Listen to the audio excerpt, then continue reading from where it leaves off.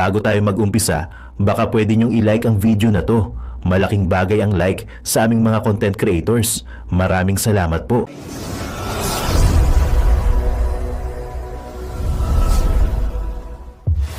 Panibagong pasabog ng kontrobersyal na abogado na si Attorney Harold Respicio nag-viral nga sa social media patungkol di umano sa mga kongresista sa pangunguna ni Speaker Martin Romualdez na miniting ang mga kapitan sa mga barangay sa bansa na siguraduhin iboto ng straight ang mga senador ng alyansa ni Bongbong Marcos ng kanilang mga nasasakupan kapalit ng sasakyan at libo-libong salapi. Malinaw itong malawakang korupsyon at pandaraya para lamang masiguro ang kanilang panalo. Matatandaang nauna nang isiniwalat ng abogado ang isa pang plano ng Marcos administration na dayain sa pamamagitan ng COMELEC na paniguradong pasok din ang 12 pambato ni Bongbong Marcos na senatoriable sa nalalapit na halalan. Kaya naman, pinayuhan ng taong bayan na huwag magpapaloko at laging bantayan ang boto dahil gagawin lahat ng mga mandaraya manalo lamang sa eleksyon. Komento pa nga ng ilang dismayadong netizens, correction, 250,000 daw at hindi 100,000 ayon sa isang kapitan na tumawag sa amin matapos mapanood ang video na ito.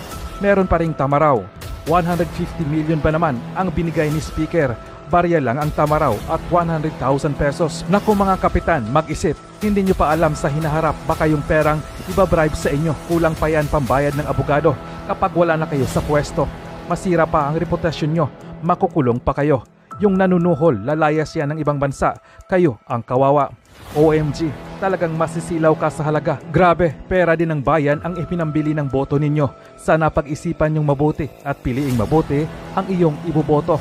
Pag nagkataon, matinding korupsyon na naman sa dami naman ng mga bobotante na di nag-iisip ng kinabukasan ng mamamayan. Prioridad ng gobyerno ni Bongbong Marcos ang pagbili ng 5.58 billion US dollars ng 20 eroplanong pandigma. 20. Para pong lollipop siguro sa kanila yon. Akala nila madami yung 20. So konti lang po yung 20. Pagka yan po ay idinigit mo sa bilang ng puwersa ng eroplanong pandigma ng bansang China, wala po itong 20 ito. At ang bigger point po rito, 5.58 billion dollars. 5.58 billion dollars. Wala ngang makain na murang bigas ang sambayan ng Pilipino. Bibili ka pa ng eroplanong pandigma? Bibili ka pa ng eroplanong pandigma? Maintain nyo pa ho yan. Ite-train nyo pa po yung piloto niyan. Kaya gasolinahan mo pa yan, lalagyan mo pa yan ng mga bomba, lalagyan mo pa yan ng mga bala at kung ano-ano pa. Imbis na gastusin yung pera ng Pilipino doon sa patungo sa gerang nakakapagbigay buhay. Kagaya ng gera laban sa kagutuman, gera laban sa kahirapan, gera sa kriminalidad, gera sa droga. Yan ang dapat nating ginagastusan. Hindi yung gamit pandigma at ang solusyon po nila dahil wala tayong pera, iuutang daw po ng Pilipinas. Utang na naman, lubog na po tayo sa utang. Kung mangungutang man tayo, something that will benefit the ordinary people, yung mga mahihirap. Sana man lang makakapaglagay ito ng pagkain sa kanilang hapagkainan. Makakain nyo ho ba ang bala? Makakasakay ho ba kayo diyan sa eroplanong yan? Halimbawa, pupunta po kayong Maynila, papunta kayo ng Visayas. Halimbawa, pupunta kayo ng Cebu at may kalamidad. Pwede ba kayong isakay dyan sa napakamahal na gamit na yan? Hindi ho yan ang tugon sa kahirapan ng mga Pilipino. At marahil dito sila galit na galit sa akin na aking napapasimple yung mga usaping panlipunang mahalaga kaya tayo'y patuloy na binablock propaganda. Subalit ang sagot ko po sa mga nagbablock propaganda ganito, ang diretsyong pakikipag-ugnayan sa sambayan ng Pilipino. Aking pong advokasya, sinisikap ko po na iangat patuloy ang antas ng diskursong pampubliko kagaya po ng ginagawa natin sapagkat ako'y naniniwala na kapag naiangat po natin ang antas ng inyong kaalaman tungkol sa mga mahalagang usaping panlipunan, hindi na po tayo mabubudol muli. One more time. Boom! Alright guys, napakaganda ng pag-uusapan natin ngayon. Reaction! Guys, kita nyo pa lang sa preview. Kinilabutan ka na ba? No? Biruin mo, ayan, nag-leak na naman, no? Nag-leakage na naman itong 250,000 kada kapitan. Oy, reaction video lang tayo ha. Si Attorney Harold ang nagsabi niyan. So syempre sila nakakalap niyan, no? Ito grabe, no? Kaya pala sure win talaga sila. Biruin mo, yung mga kapitan bibigyan ng 250,000 pesos. Kaya kayo mga kapitan, o shoutout doon sa isang kapitan na nagsiwalat na nagsabi ha kay Attorney. Pero yung iba diyan natatanggap ng ganyang kalaking pera, oy mag-ingat po kayo. O paano kung matalo yung mga yan, tapos nalaman ng taong bayan na tumanggap kayo ng ganyang halaga, ay nako, makukulong kayo diyan, boss. Huwag niyong ipagpalit yung pera, madaling maubos diyan mga kapitan tatanggap ng ganyang halaga, no? Ay ako nagre-reaction lang, si Attorney Harold ang ang nagsiwalat niyan. Syempre, alam mo naman, malapit na ng palapit ng eleksyon, namumudmud na ng pera, no? Nagmumudmud na ng pera si Tamba. Kaya pala masyadong no? Masyadong kampante. Pero mga kababayan, na ilang tulog na lang yung mga solid PDP laban diyan, solid Boy Sardinas diyan, solid Banateros PDP laban ha. Huwag kayong magpapasilo sa pera na yan, kasi pera din natin yan. Pag talagang sinusuhulan kayo, tanggapin nyo, kasi pera naman din natin yan. Pero grabe, no? Biro mo, sa bagay, malaki na rin yung 250,000. May tamaro ka pa, mayroon ka pang 100,000 pesos. Kaso, boss, amo, ha? Pagka, paano kung matalo yung tinanggapan mo ng ng lagay? Hahabulin ka ng mananalo. Kunwari nanalo ang PDP laban, nalaman ikaw tumanggap ka ng ganyang halaga, papakulong ka, boss. Kaya huwag ka tatanggap-tanggap ng ganyan. At ang mga tao, no, yung mga tao ngayon, kahit sabihin mo na iboto ang alyansa, etas nalaman din nila na tumanggap ka ng pera, kaya pinipilit mo sila na na iboto yung alyansa. Nako, yari ka, kulong ka, boss. Kaya mga kababayan, huwag kayong ipangako nyo, mangako ka, Marge, mangako ka, pare, no? Huwag kayong magpapadala sa mga suhol-suhol na yan. Wala, pagka nagpadala kayo sa suhol ng mga ganyan at nanalo na naman sila, wala na, hindi tayo aasenso. Ganito na lang yung buhay natin dito sa Pilipinas. At eto pa, nakita nyo naman sa preview mga babayan ha. Kukwento ko na sa inyo, kasi baka hindi mo na naman tapusin yung video. Makita mo pa lang yung thumbnail, nagko-comment ka na. Bawal mag-comment nang hindi napanood yung full video. Panoorin mo yung full video para wag ka na magtanong-tanong, mare. Skip ka ng skip Marites to. Tapos sa bandang huli magtatanong ka, magko-comment ka. Panoorin mo muna yung full video. Yung iba dyan nanonood tapos magtatanong, hindi naman pala napanood yung full video, hindi ka marites, no? Ngayon dito, kasama sa video natin itong si Attorney Vic. Nako, meron ng siniwalat na naman, no? Bumili ang administrasyon ng 20 pieces na jet na nagkakahalaga ng $1 billion. Bro mo, grabe, no? Tapos, syempre, alam nyo naman, nagkakagirian ng Pilipinas sa China. Ano naman laban ng Pilipinas natin sa China? Meron silang 1,000 of jet. Sa atin 20 lang yan, boss, 20. Ikukumpara mo sa libo ng mga jet, mga libong tangke. Ano lang tayo tinga lang tayo. Ang sinasabi ni Attorney dito, Attorney Vic, dapat ang pagtuunan ng pansin ni BBM, Pangulong Bongbong, is yung war on kahirapan. Okay? War on kahirapan dapat ang inuuna niya. Yung mga war dyan sa mga pinag-aagawang isla dyan, wala na, hindi na tayo makakaubra dyan. Kahit maggera man tayo, mga ilang pindot lang tayo, lusaw tayo. Wala na nga tayong makain, naghihirap na ang tao. Yan pang inuuna mo sa mga war na yan. Ang gusto ni Attorney Roque na mangyari, no, war on kahirapan, yan paglaban mo. Kasi yan naman ang pangako mo, BBM, dati, na wala nang magugutom. Pero bakit ang daming nagugutom? Yung mga durugista lalo dumadami. Yung mga durugista, mga nagla-live pa sa Facebook. Wala nang takot sa presidente. Di ba? Nung panahon ni Tatang Digong, walang ganyan-ganyan. No, mga takot sila. Mga tawag dito, sumusuko. Ngayon nagla-live pa, buwisit. sa mga kababayan, huwag kayong mag-alala, malapit ang uwi si Tatang Digong, ha? At ito si Attorney Conte, nagkakakonti-konti na. Pero mo nagre-reklamo na. Wala to sa video, pero ano ko na lang, ipapahapyaw ko lang sa inyo. Naka-upload yung video na yan. Baka hindi mo pa napanood. Ito yung balita ko diyan sa isang video natin.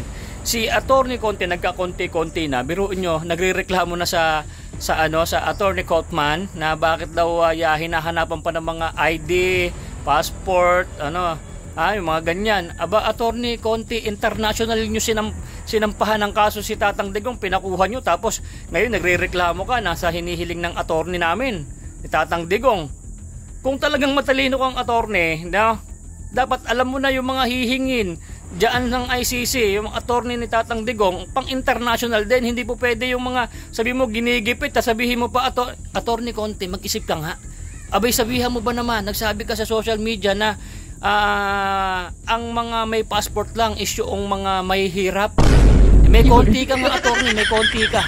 Bakit yung mga mahihirap na nakapunta ng iba-ibang bansa sa Hong Kong, mga nag-OFW, mahirap lang yan? Kami mahirap lang, bakit kami may passport?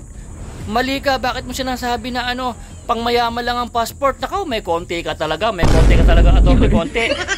Ngayon balik tayo dito sa yung pinagbibili na eroplano ni BBM. Ano gagawin natin diyan? Hindi naman tayo doon makakasakay diyan.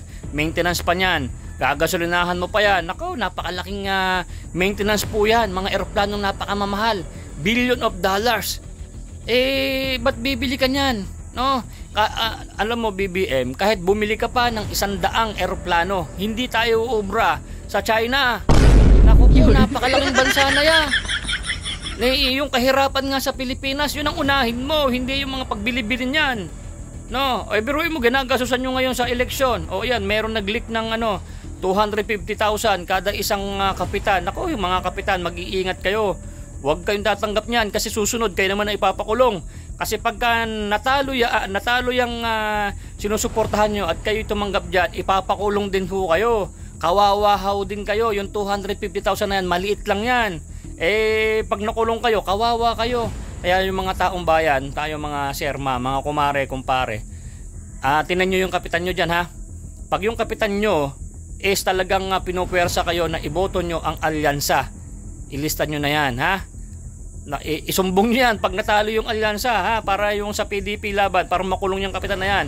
At ganito, no, yung mga congressman na mga pumirma ng impeachment ni Tatay Digong, Tatang Digong ni Vice President Sara, ay huwag nyo na pong iboboto yan. Palitan nyo na yan at alamin nyo na pumirma sila sa impeachment, huwag nyo na pong iboboto yan, sabi ni Attorney Vic.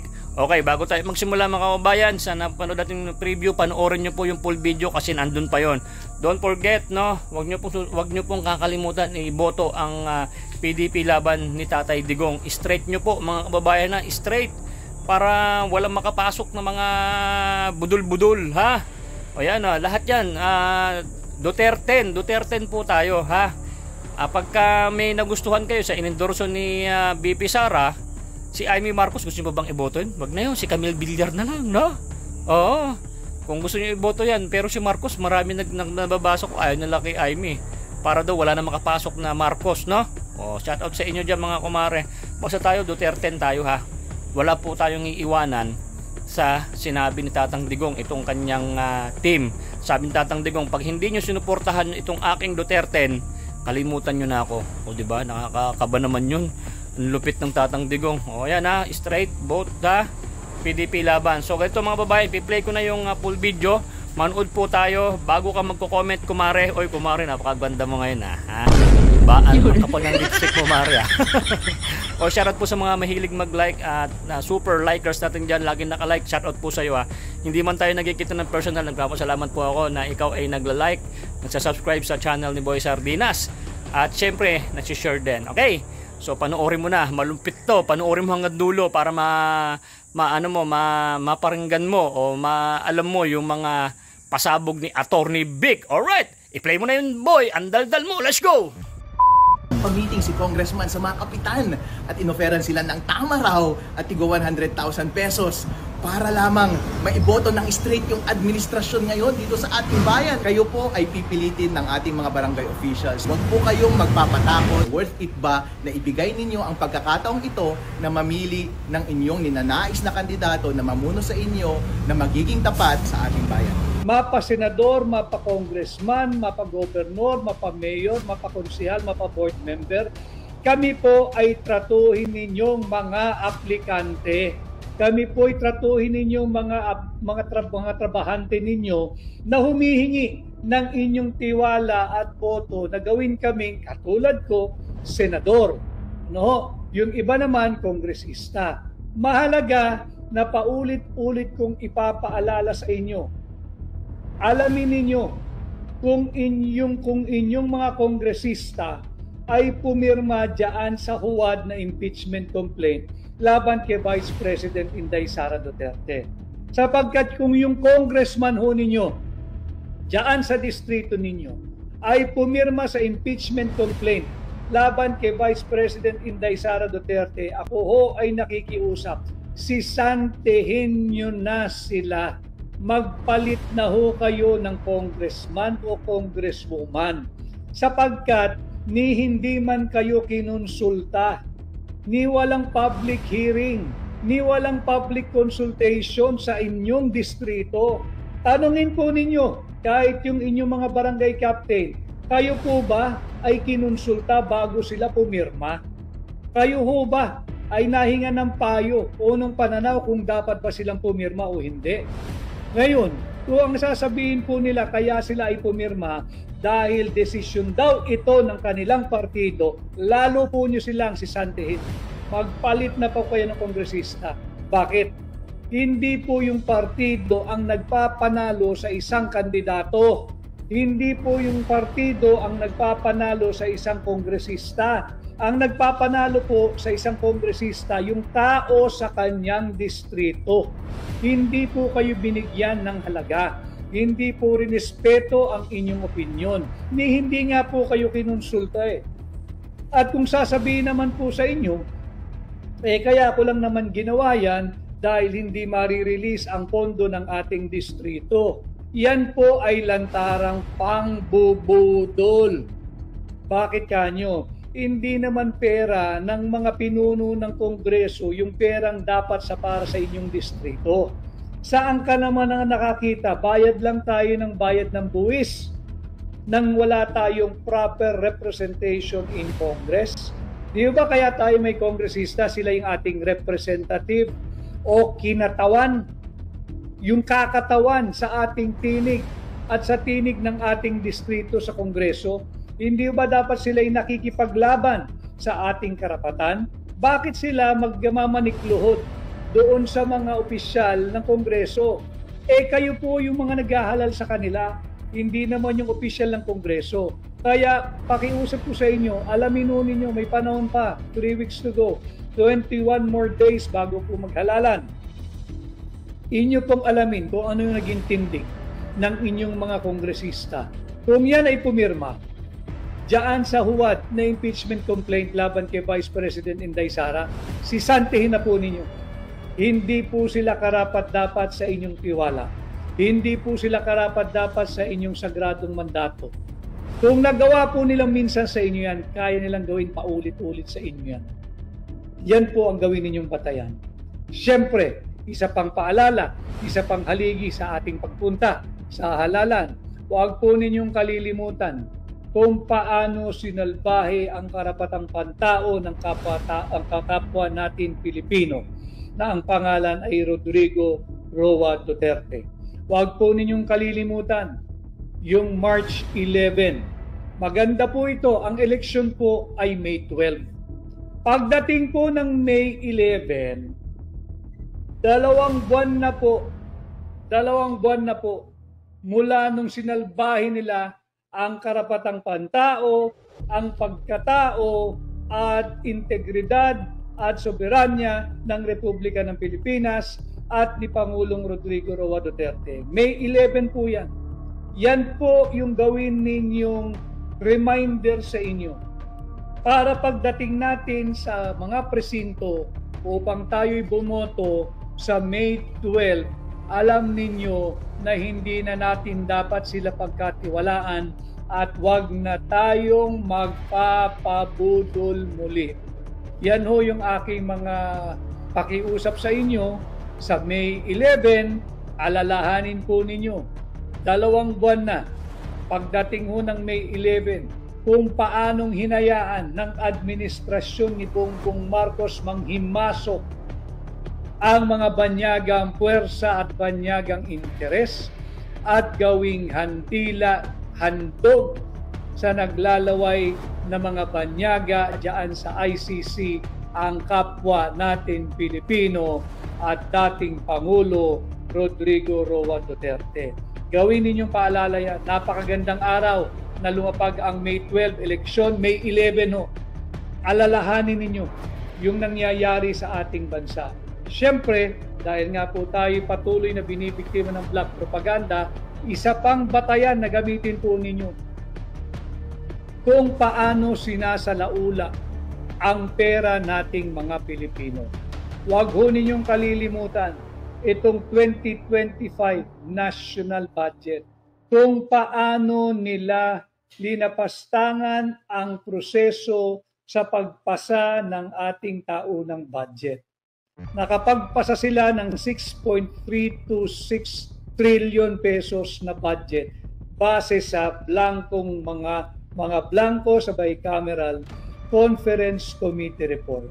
28 items po ang blanko. Pinakita ko po sa inyo yung aming mga hawak na dokumento, sertipikado mismo ng House of Representatives, Archive Department or Section, blanko yung pirma ng mga taong dapat nakapirma dyan sa tinatawag na enrolled bill. Blanko, walang pirma. Walang pirma yung Senate President, walang pirma yung Secretary ng Senado, walang pirma yung Speaker of the House, walang pirma yung Secretary General ng House. Ito raw po yung isa sa mga kadahilanan ba't tayo ay patuloy na nabibiktima ng black propaganda at patuloy pa ang bibiktimahin ng black propaganda. Ang paulit-ulit kong sinasabi, nung ginagawa nyo yan, hindi kami kasali. Hindi kasali ang sambayan ng Pilipino. Nung nahuli kayo, abay kayo pa galit. Tangi-tangi talaga ang karakter ninyo. Sinalaula ninyo yung proseso, sinalaula ninyo yung saligang batas, sinasalaula ninyo yung pera naming mga Pilipino, at pagka kayo'y nahuli, kayo pa galit. At sasabihin, we are destabilizing the government. Saan ka nakakita ng destabilizer? Uulit-ulitin ko. Paano naging destabilization yung pagsasampa ng kaso sa Korte Suprema?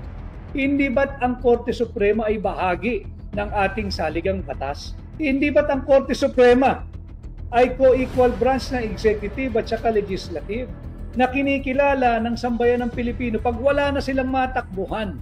Paano naging destabilization yan? Korte Suprema nga ang aming tinakbuhan. Kaya mga kababayan, ito yung mga gamitin po ninyo na batayan sa pagpili ng mga leader ngayong May 12, 2025. Tulungan po ninyo ang katulad ko, number 56 po sa balota. Sana. Maraming salamat. Kahit saan ako nagpupuntang parte ng Pilipinas, ang laging sinasabi, Attorney Vic, number 56 sa balota. Sinusunod namin ang pakiusap mo, ang panawagan mong ikampanya ka sa aming mga kamag-anak, aming kakilala, sa lahat ng Pilipino sa amang panig ng mundo. Maraming salamat. Naniniwala po ako sa inyo sapagkat higit na paganda ng paganda na po ang ating kampanya at yan ay attribute sa inyong lahat. Sa inyo pong tulong, yung ating kolektibong paggalaw, yung inyong kolektibong pagtulong sa akin, saan man po ako magpunta, napakainit ng pagtanggap ninyo. Hihilingin ko po patuloy. Meron pa po tayong 21 days to campaign. Pakiusap ko po, kulang na kulang ang aking mga materyales sa kampanya. Mapapansin ninyo halos mabibilang lang ang aking tarpaulin, ang kung ano-anong gamit pa. Subalit kaya po ako ay nagkakaroon ng ganitong diretsong ugnayan sa inyo upang diretso po tayo makapag-usap at makahingi po ako ng tulong. Hindi po ako nanghihingi ng material na bagay, hindi po ako nanghihingi ng pera. Ang hinihingi ko po ay tulong ninyo. Sana ho ay patuloy ninyo akong ipangampanya sa inyong kamag-anak, kaanak, kaibigan, kakilala, kapitbahay, kaskwela, kasama sa trabaho, kasama sa hanap buhay, kakilalang Pilipino, saan man pong panig ng mundo. Ngayon po, alam ko ay panahon ng semana ng Holy Week. Alam ko po na pamilya ang concentration ng lahat. Sana ho ay masama ninyo ako sa inyong mga kwentuhan kasama ang inyong mga mahal sa buhay. Sana po ay maikampanya ninyo ako, number 56 sa balota, Attorney Vic Rodriguez. At syempre, kailangan po natin ng sapat na numero sa Senado. Tulungan din po ninyo ang Duterte. Tulungan po ninyo ang mga kandidato ni Tatay Digong. Nandyan po si Attorney J.V.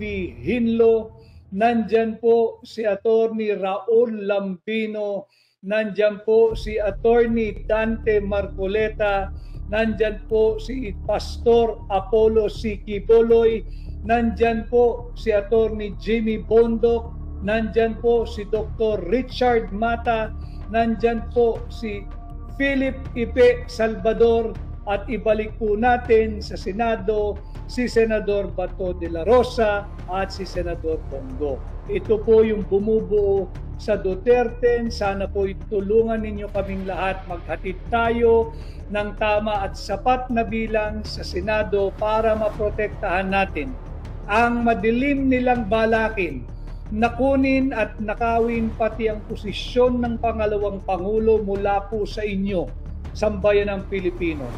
Saan kayo nakakita?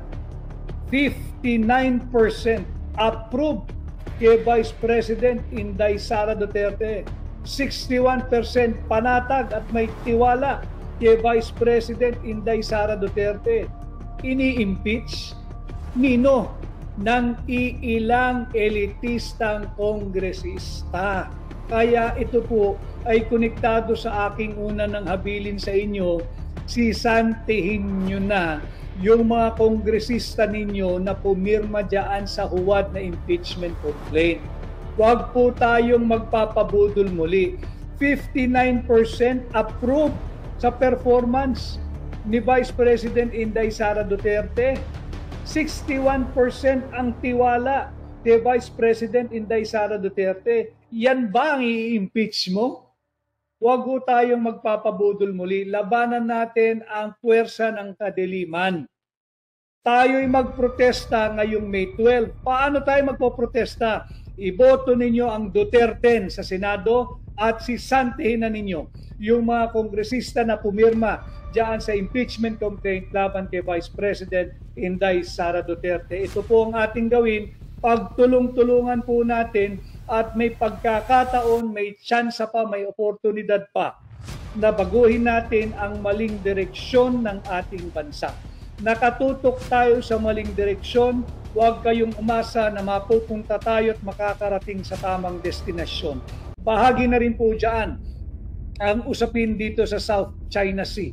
Saan kayo nakakita? Wala hong makain ng murang bigas ang mamamayang Pilipino. Prioridad ng gobyerno ni Bongbong Marcos ang pagbili ng 5.58 billion US dollars ng 20 eroplanong pandigma. 20. Para pong lollipop siguro sa kanila yon. Akala nila madami yung 20. So konti lang po yung 20. Pagka yan po ay idinigit mo sa bilang ng puwersa ng eroplanong pandigma ng bansang China. Wala po itong 20 ito. At ang bigger point po rito, 5.58 billion dollars. 5.58 billion dollars. Wala ngang makain na murang bigas ang sambayan ng Pilipino. Bibili ka pa ng eroplanong pandigma? Bibili ka pa ng eroplanong pandigma? Maintain nyo pa ho yan. Ite-train nyo pa po yung piloto niyan. Kaya gasolinahan mo pa yan, lalagyan mo pa yan ng mga bomba, lalagyan mo pa yan ng mga bala at kung ano-ano pa.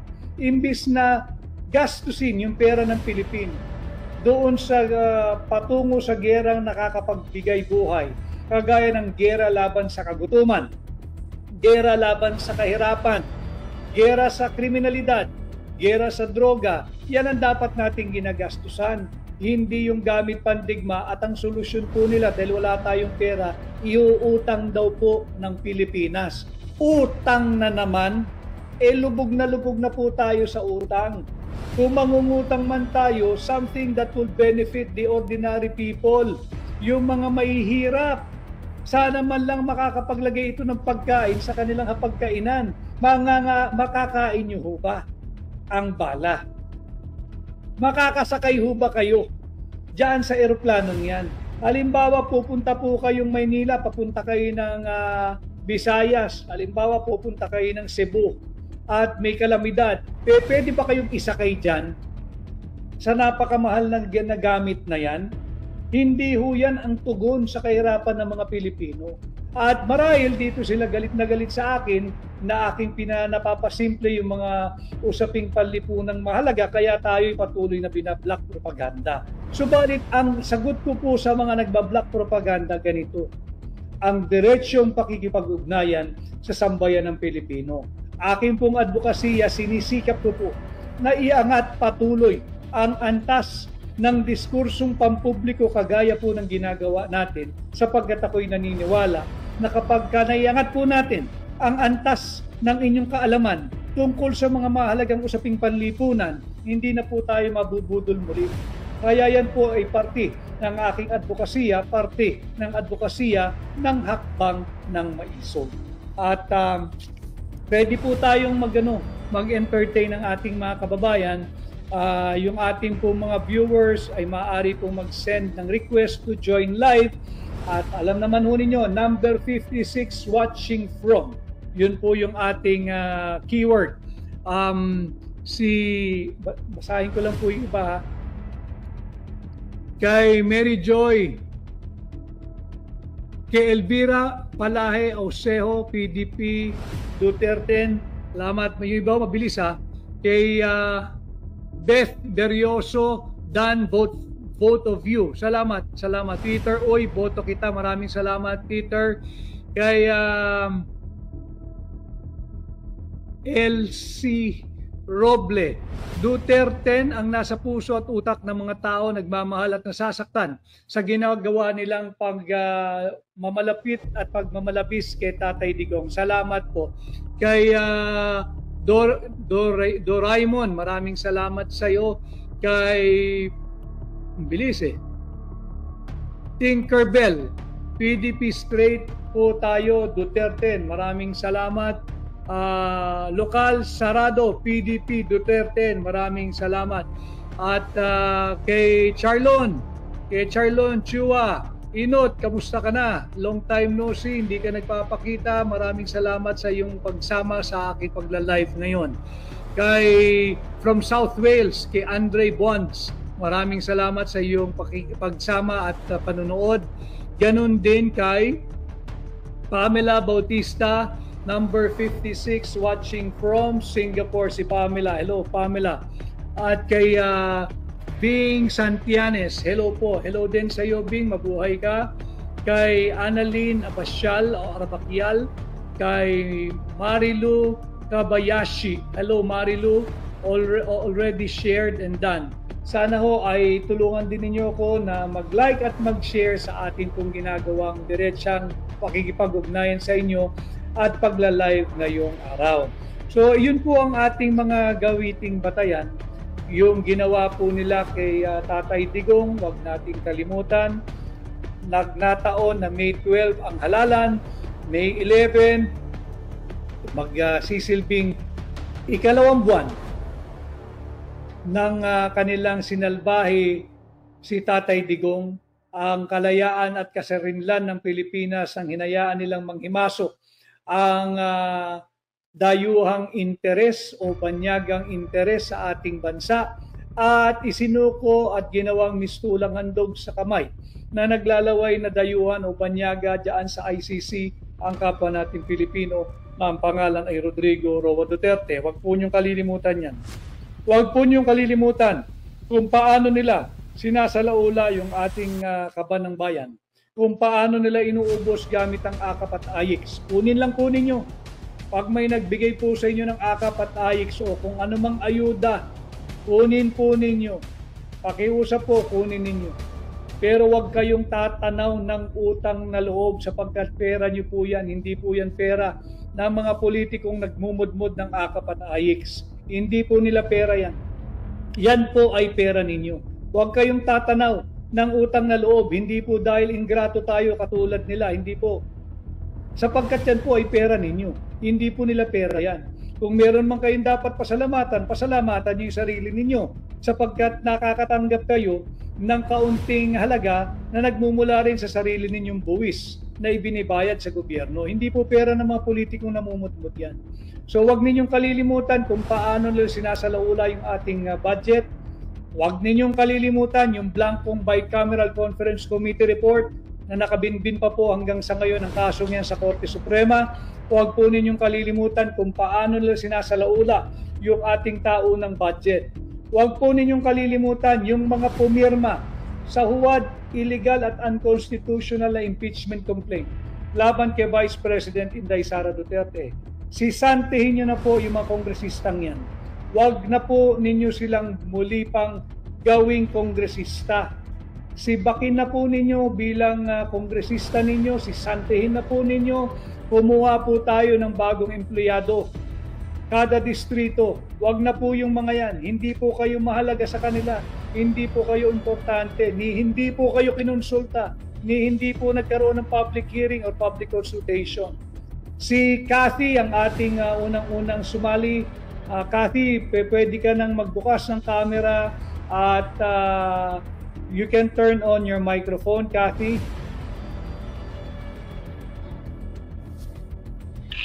Hi, Cathy. Hello. Pabukas lang yung camera, Cathy. Cathy. O, nasa Qatar ka ngayon, Cathy. Hello. Kamusta ka?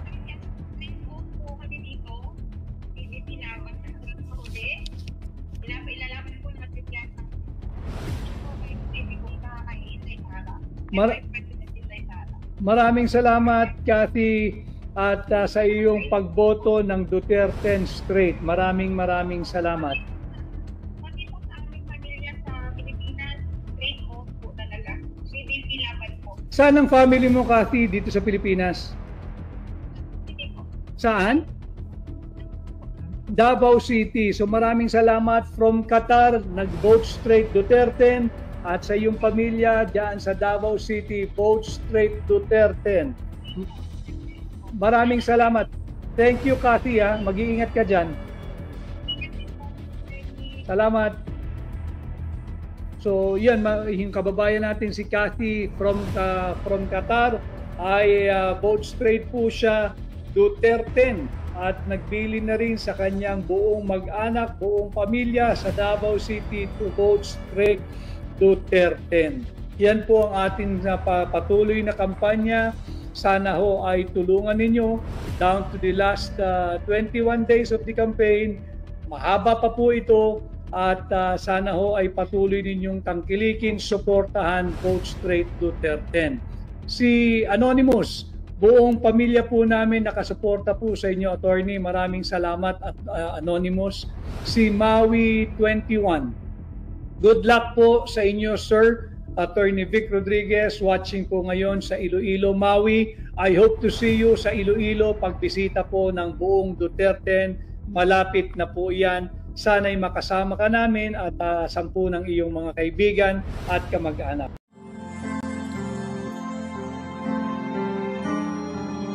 Ano yung melody ng song? Ang bayan ko'y pinagpala pagkat sa aming pinigay ang isang biyaya na mag-aahon sa hirap at dilim ng kahapon at sa bawat Pilipino'y magtatanggol sa bayan ko dating laganap, pang-api at tusa sa aming mga mahihirap. Ngunit ikaw ay dumating, sagot sa aming mga dalangin. Muli kaming babangon, mabuhay ka na kay Digong.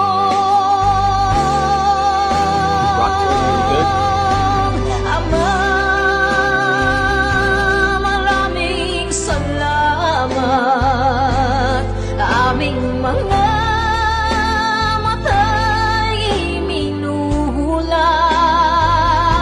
gawain ng masasamay iyong isiniwalat. Ikaw lang ang pag-asa naming lahat.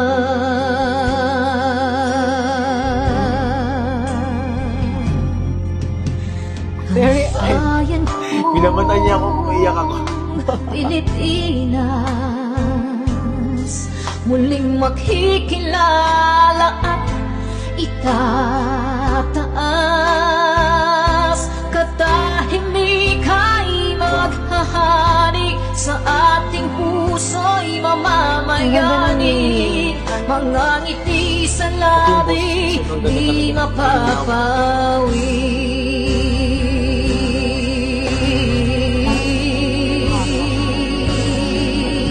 The breathing though.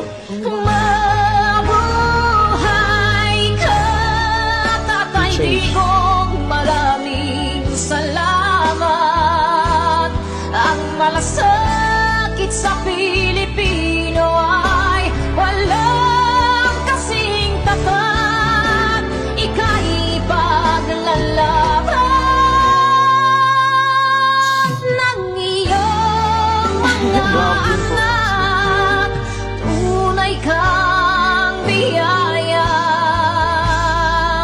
sa bansang Pilipinas.